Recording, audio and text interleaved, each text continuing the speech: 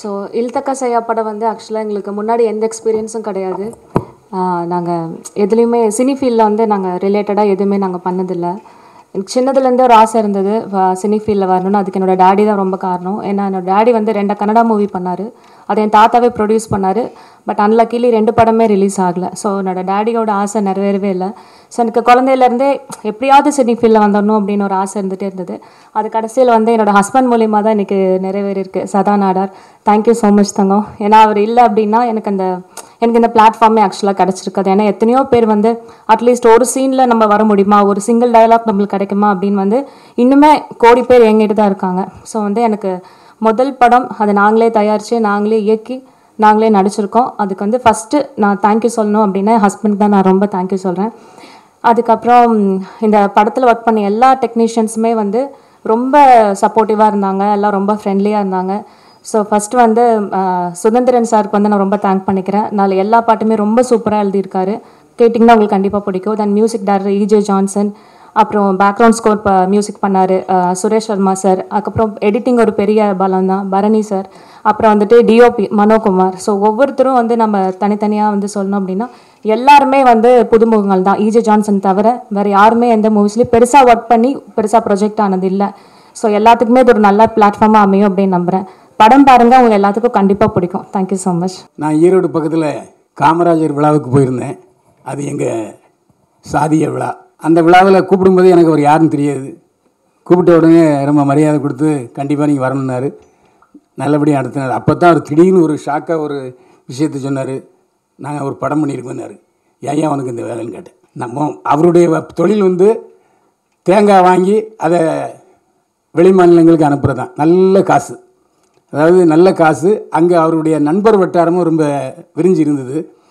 அப்போ நான் சொன்னேன், இந்த மாதிரி சினிமா இப்போ ரொம்ப மோசமான சூழ்நிலை இருக்குது, நீங்களே படம் எடுத்து நீங்களே தியேட்டருக்கு காசு கொடுத்து தான் படத்தை ரிலீஸ் பண்ணணும் அப்படின்னு சொன்னாங்க. ஆனால் அப்போ அவர் வந்து என்னுடைய மனைவியின் தயாரிப்பாளர்னு சொன்னார். ஆனால் அந்த டீட்டெயில் இப்போ தான் அவங்க சொன்னாங்க. அதாவது அவங்க அப்பா வந்து தயாரிப்பாளர், 2 படம் எடுத்தார், 2 படமும் ரிலீஸ் ஆகலைன்னு. அதனால் அவருடைய கனவு படமாக இது இருக்கும். அவங்க நடுவில் காதலித்து தான் கல்யாணம் பண்ணிட்டாங்க. ஆனால் அந்த விழாவுக்கு அவங்க வந்தாங்களான்னு எனக்கு தெரியல. ஆனால் அந்த விழாவை ரொம்ப சிறப்பாக நடத்தினார். இதில் எனக்கு ஒரு முக்கியமான விஷயம் என்னென்னா, ஏன்னா யாருக்குமே என்னுடைய நண்பர்கள் வந்து கண்டென்ட்டுன்னு சொன்னாங்க. இப்போ அவர் துணிச்சலாக தன்னுடைய ஜாதி பேரை பின்னால் போட்டுக்கிட்டார். சதா நாடார், ஆமாம் நான் இந்த ஜாதியை சேர்ந்தவன்ட்டு. ஆனால் இன்றைக்கி பலர் படம் எடுத்துக்கிட்டு இருக்காங்க. சாதியை படம் எடுப்பாங்க, ஆனால் அவங்க சாதியை போட மாட்டாங்க. அப்போ சாதியை போடுவதற்கு வெக்கமா? உன் சாதியை சொல்கிறதுக்கு வெக்கம்னு சொன்னால் எதுக்கு ஜாதி படம் எடுக்கிற? இதுதான் என்னுடைய கேள்வி. அந்த போல்ட்னஸ், அந்த தைரியம் எனக்கு எங்கள் வீட்டு பக்கத்தில் ஒருத்தர் கிருஷ்ண படையினார்னு க்ளீனாக போட்டார். அவர் ஒரு கட்சி நடத்தினார். எனவே உங்களுக்கு துணிச்சல், உங்கள் சாதியை சொல்வதற்கு உங்களுக்கு துணிச்சல் இல்லை என்றால் நீங்கள் எதுக்கு உங்கள் சாதியை வச்சு படம் எடுக்கிறீங்க? தயவு செஞ்சு ஜாதிய படம் எடுக்காதீங்க. அதுதான் சொல்கிறேன். இது அவர் ஜாதிய படம் இல்லை. அவர் ஏன்டே முதல்ல என்கிட்ட சொல்லிட்டாரு, இது ஜாதிய படம் இல்லை, இல்தக்கா செய்யா காதல் ஆசை. ஏன்ட்ட அவர் லாட்ஜில் இருக்கும்போது இந்த படத்தை பற்றி நிறையா பேசினார். இதில் எனக்கு பிடிச்சது வந்து பரணி செல்வன் தான். எந்த ஒரு மொக்க படத்தையும் கரெக்டாக அதை நமக்கு பிடிச்ச மாதிரி கொண்டு போய் சேர்க்கறது எடிட்டர் தான். அந்த வகையில் பரணி செல்வத்தை பாராட்டினேன். அதே அவங்க சொன்னாங்க, இது முதல்ல எனக்கு வரும்போது படம் மாதிரி தெரியல, அப்புறம் எடிட்டிங் பண்ணதுக்கப்புறம் வேறு ஒரு படம் மாதிரி எனக்கு தோணுச்சுன்னு. இது எனக்கு ஒருதலை ராகத்தில் இப்ராஹிம் அவர் தான் அந்த படத்தின் தயாரிப்பாளர்.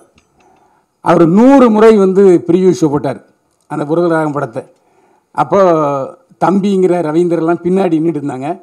அப்போ நான் தான் கேட்டேன், அங்கேயும் வில்லங்கமான கேள்வி, எங்கே இதில் டி ராஜேந்திரன் ஒருத்தர் பேர் போட்டிருக்கீங்களே அவர் எங்கேன்னு கேட்டேன். வில்லங்க அங்கே தான் முளைச்சிது.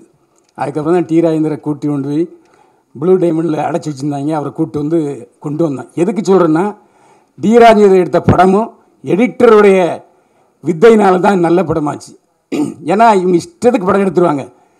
அதனால தான் எடிட்டர் சங்கர், கே சங்கர், இறையறிவல் இயக்குனர், அதாவது புரட்சியாளர் எம்ஜிஆரின் சம்பந்தி, அவர் சொல்வார், இஷ்டத்துக்கு பேசி கொண்டு வந்த கடற்கடன் கட் பண்ணி தூக்கிடுவார் எல்லாத்தையும். நம்ம பாலச்சந்தர் சார், கே பாலச்சந்தர் வந்து ஆரம் வீரப்பன் அருளாளர் அவருடைய படத்தில் தான் அவர் கதை வசனம் எடுத்து அவர் அறிமுகமானார். அப்போ அவர் பாலச்சந்தர் பத்திரிகையாளர் சந்திக்கும் போது சொன்னார், எனக்கு ஆரம் வீரப்பன் மேலே செம கோபம், நான் நிறைய எழுதி கொடுப்பேன், டக்குன்னு பக்கமாக உருவிடுவார் வசனத்தை அப்படிம்பார்.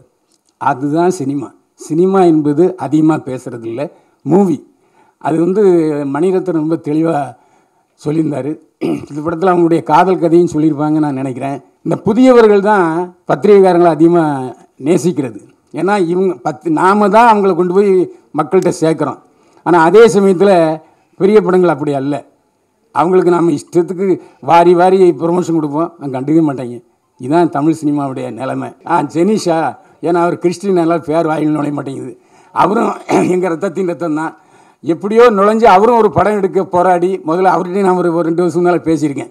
அவரும் படம் எடுக்க போராடி அவரும் கடைசியில் இந்த தொழிலில் வந்து ஜாயின் ஆகிட்டார். இன்றைக்கி சிறிய பட தயாரிப்பாளர்களுக்கு ஒரு விடிவெள்ளியாக இருக்கார் ஜெனிஷ். அதையும் நான் பாராட்டி ஆகணும்.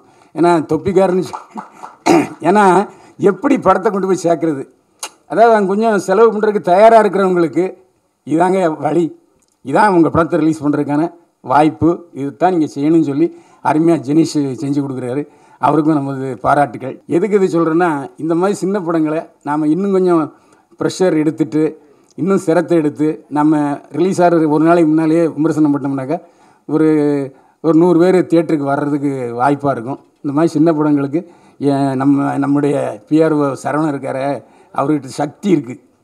அதாவது எனக்கு என்னென்னா, ஒரு 2 தினசரி பத்திரிகைகள் பெரிய, நான் பேரை சொல்ல விரும்பல, 2 பெரிய பத்திரிகைகளில் சக்தி சரவணன் பிஆர்ஓ செஞ்சால் மறுநாளே வந்துடும். வேறு பெரிய படம் எது கூட 2 நாள் கழித்து தான் வரும். சக்தி சரவணன்ட்டு அந்த ஒரு பவர் இருக்குது, அந்த சக்தி இருக்குது. அதாவது மறுநாளே 2 பெரிய தினசரி பத்திரிகைகளில் இந்த படத்துடைய விமர்சனத்தை கொண்டு வர வச்சுருவார். அதுக்காக அவருடைய நான் பாராட்டுகள். அவங்க 2 பேரும் couple creations, Monika ma'am and Sadha sir 2 பேருமே வந்து அவங்க அப்ரோச் பண்ணுறப்போ அவ்வளோ இதுவாக பார்த்துக்கிட்டாங்க. அந்த சாங்ஸ் வெளியே வரப்போ அதுக்கு ரொம்ப அப்ரிஷியேட் பண்ணாங்க. என்னோடய ஃபஸ்ட்டு ஆடியன்ஸே அவங்கள தான். ஸோ அவங்க சாங் கேட்டு ஆக்சுவலாக அந்த படத்தில் ஒரு 3 சாங் இருந்துச்சு. 3 சாங்கில் வந்து அவங்க ஒரு சாங் கூட வந்து எனக்கு இன்னும் பெட்டராக வேணும் அப்படிலாம் சொல்லலை. இந்த போட்ட உடனே அந்த சாங்ஸ் அவங்களுக்கு ரொம்ப பிடிச்சி அவங்க அதில் ஒரு சாங் மேம் பாடியிருக்காங்க. ஸோ அது ரொம்ப நல்லா வந்திருக்கு. நீங்கள் ஃபஸ்ட் சாங் ஒரு 3 வெரைட்டியாக இருக்குது. அதுக்கப்புறம் ஒரு சாங் நான் பாடியிருக்கேன், ஒரு சாங் மேம் பாடியிருக்காங்க, ஒரு சாங் நிக்கில் மேத்யூ பாடியிருக்காங்க. ஸோ சாங்ஸ் எல்லாமே உங்களுக்கு எல்லாருக்கும் பிடிக்கும், ரொம்ப நல்லா வந்திருக்கு. கண்டிப்பாக வந்து இந்த படம் வெற்றி விழாவை நோக்கி செல்லும்னு நினைக்கிறேன். அண்ட் தென் பேக்ரவுண்ட் ஸ்கோர்ஸ் பண்ண சாருக்கும் என்னுடைய பெரிய நன்றி. அவங்க நல்லா பண்ணியிருந்தாங்க. படமும் ரொம்ப நல்லா வந்திருக்கு. நீங்கள் எல்லோரும் பாருங்கள், கண்டிப்பாக அவங்க எல்லாருக்கும் பிடிக்கும். இந்த படம் வெற்றி பெற வாழ்த்துக்கள். நன்றி, வணக்கம். நான் இந்த படத்துக்கு பேக்ரவுண்ட் ஸ்கோரிங் பண்ணேன். ஆனால் அதை தாண்டி அவர் சார் மியூசிக் பண்ணது ரொம்ப நல்லா இருந்துச்சு. ஃபஸ்ட்டு அவரை அப்ரிஷியேட் பண்ணோம். நான் இப்போ தான் எனக்கு வர வேண்டிய சூழ்நிலை வந்தது, கொஞ்சம் வேலையாக இருந்தேன். அதனால் நான் எதுவும் ப்ரிப்பேர்டாக வரல பேசுகிறதுக்கு, எனக்கு உண்மையில் பேச தெரியல. படம் ரொம்ப நல்லா இருக்குது.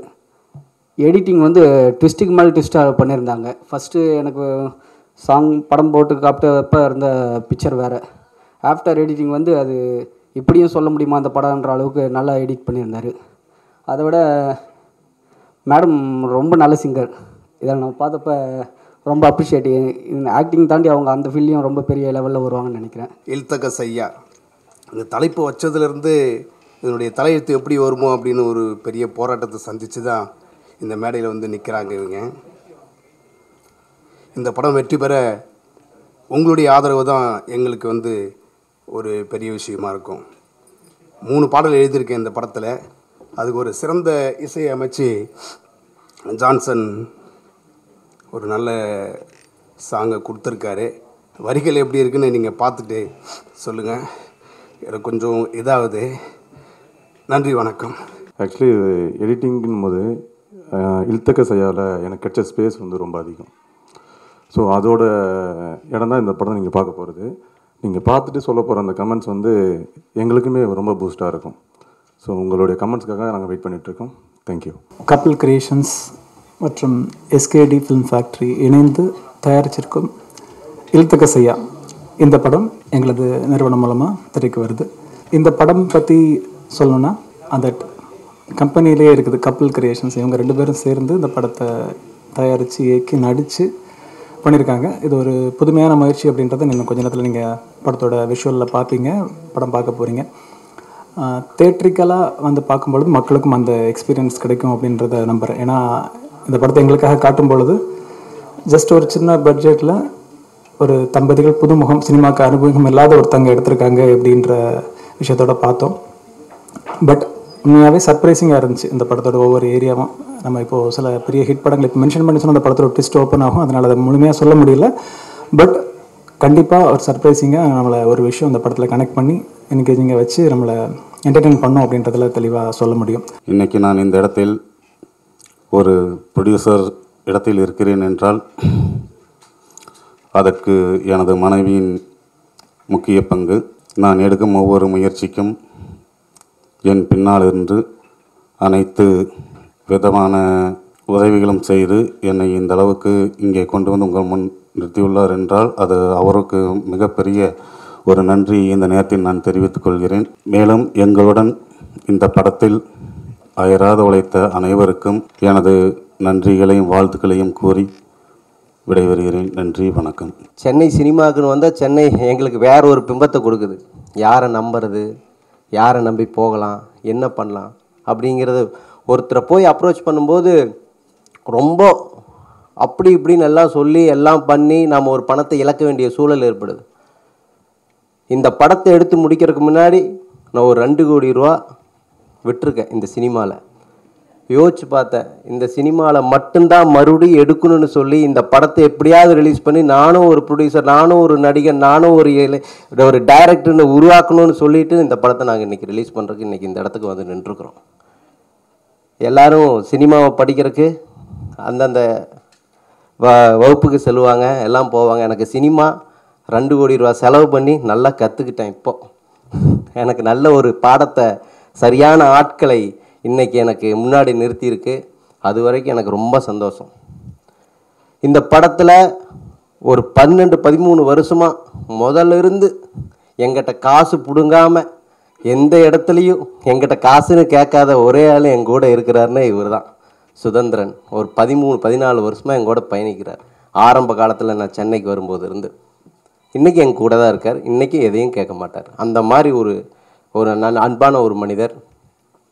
இந்த படத்தை எடுக்கிறதுக்கு எவ்வளவோ கஷ்டப்பட்டு நான் ஒரு ஷூட்டிங் போகும்போதும் எந்த இடத்துலையும் ஒரு பணத்தை ரெடி பண்ணுறக்கா இருக்கட்டும், அதுக்கு முழுக்க உறுதுணையாக இருந்து இதை எப்படி பண்ணலாம், இதை இப்படி செய்யணும், இதெல்லாம் இப்படி வரணும். எனக்கு கொஞ்சம் அவசரம். ஏன்னா நான் ஒரு கட்சி வச்சுருக்கேன். எதுலேயுமே அவசரம். இது போதும், இது வேண்டாம், இல்லை இது நிறுத்து அப்படின்னு எல்லாத்துலேயும் நான் வந்து என் ஒய்ஃபோட சண்டையாக தான் இருக்கும். டெய்லியும் சண்டையாக இருக்கும். ஒரு 4 ஷாட் எடுக்கும், இந்த ஷாட் எடுக்கணும், அது இதுன்னு சொல்லுவாள். இல்லை போகுது, இது நிப்பாட்டு. ஏன்னா எனக்கு ஃபினான்சியல் இதாயிரும் இல்லையா, எக்ஸ்டர்ன் ஆகுதுல்ல, அதனால எனக்கு அந்த பயம் இருந்தாலும் கூட இந்த படத்தை முழுக்க ஒரு முதுகெலும்பாக இருந்து எனக்கு என் குடும்பத்துக்கு மட்டும், எங்கள் குடும்பத்துக்கு மட்டுமல்ல, இந்த திரைப்படத்துக்கு மிகப்பெரிய ஒரு முதுகெலும்பு என்று சொன்னால் என் மனைவி மோனிகா செலனா மட்டும்தான். அதில் எந்த மாற்று கருத்தும் கிடையாது. அப்புறம் ஒரு ஃபுட்டேஜை நாங்கள் எடுத்துகிட்டு போனோம். எங்கெங்கேயோ நாம் எடிட் பண்ணி பார்த்தோம். எங்களுக்கு எதுவுமே ஒர்க் அவுட்டே ஆகலை. எப்படி போட்டாலும் எங்களுக்கு பிடிக்கல. அப்புறம் தான் மறுபடியும் கடைசியாக வந்து சேர்ந்தவர் தான் நம்ம பரணி அண்ணன் சொன்னார். பைல்வான் அண்ணன் சொன்னார், எடிட்டருங்கிறது ரொம்ப முக்கியம்னு சொல்லி. வெற்றிமாறன் ஐயா கூட ஒரு ப்ரெஸ் மீட்டில் சொல்லுவார், படத்தை எப்படி வேணால் எடுத்துக்கலாம், எடிட்டிங்கில் பார்த்துக்கலாம். நல்ல எடிட்டர் கிடைத்தால் அது எப்பேற்பட்ட படமாக இருந்தாலும் மிக சிறப்பாக இருக்கிறது என்பதற்கு உதாரணம் இந்த இல்தகா செய்ய சொல்லலாம். எப்படியாவது வேணால் ஜான்சன் வச்சு தான் பண்ணணும்னு ஒரு முடிவோடு இருந்தேன். ஆனால் அவள் நல்லா எவ்வளோ சூப்பராக மியூசிக் போட முடியுமோ அந்த அளவுக்கு நல்ல ஒரு திறமைசாலியான ஒரு மியூசிக் டைரக்டர். முள்ளால் மட்டும்தான் எடுக்க முடியும். இந்த சினிமா துறையில் கண்டிப்பாக சாதிப்போம். பைல்வால் என்ன சொன்ன மாதிரி எதுக்கு சினிமாவுக்கு வந்தேன்னு கேட்டார். எத்தனையோ பேர் கோடிக்கணக்கில் இதே சினிமாவில் சம்பாரிச்சுட்டு தான் இருக்காங்க. இன்றைக்கி நாங்கள் சிறிய தயாரிப்பாளர் இருக்கிறவங்க கண்டிப்பாக மிகப்பெரிய ஒரு தயாரிப்பாளராக உருவெடுப்போம் என்பது எந்த மாற்று கருத்தும் இல்லை. படம் நன்றாக வந்திருக்கின்றது. கண்டிப்பாக வெற்றி பெறும் என்று நம்புகிறேன். உங்கள் பத்திரிகையாளர்கள் கண்டிப்பாக உங்களோட ஒத்துழைப்பு இல்லைன்னா இந்த அளவுக்கு நாங்கள் வந்திருக்க முடியாது. நீங்கள் கண்டிப்பாக எங்களை மென்மேலும் வளருவதற்கு உறுதுணையாக இருக்க வேண்டும் என்று சொல்லி வாய்ப்புக்கு நன்றி கூறி விடைபெறுகிறேன். நன்றி, வணக்கம்.